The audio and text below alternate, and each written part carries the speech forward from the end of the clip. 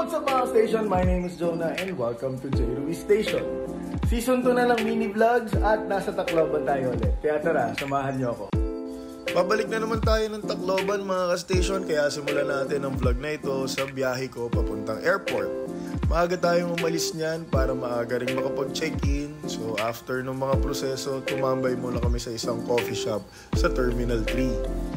Tapos, inadvisean kami ng conductor namin na mag-lunch muna sa Manila kasi pagdating namin sa Tacloban, magdadrop lang kami ng gamit sa hotel and then diretso na kami mag-rehearse. So after kumain, pupunta na kami sa boarding gate dahil malapit na yung flight namin at naghahanap muna kami ng candy nito.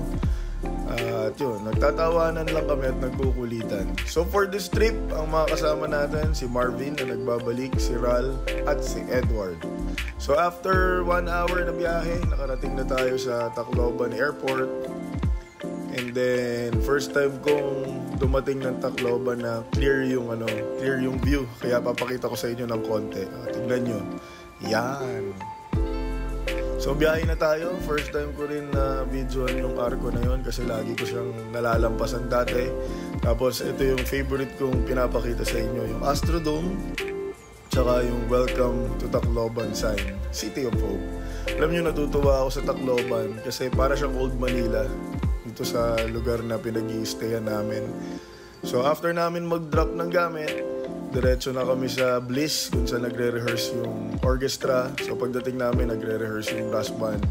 At eto na nga, hindi na ako nakapag-video kasi nga dire-diretso na kami. Hindi na ako nakapag-video nung rehearsal namin. So talo na tayo sa dinner time kung saan kumain kami sa isa sa mga favorite kong restaurant sa Tacloban, which is yung Ocho. And this is my second time na kumain dito kasi yung last two na nandito tayo, marami silang bookings kaya hindi tayo nakapasok sa restaurant. But ngayon, dahil maaga nga tayo dumating, yun, nagkaroon tayo ng upuan sa loob kasi sobrang talaga siya, sobrang daming kumakain. So nag-enjoy lang muna tayo nito mga ka-station, and siguro i-end ko muna yung vlog dito. Ingat kayo mga ka-station and I'll see you soon. Bye!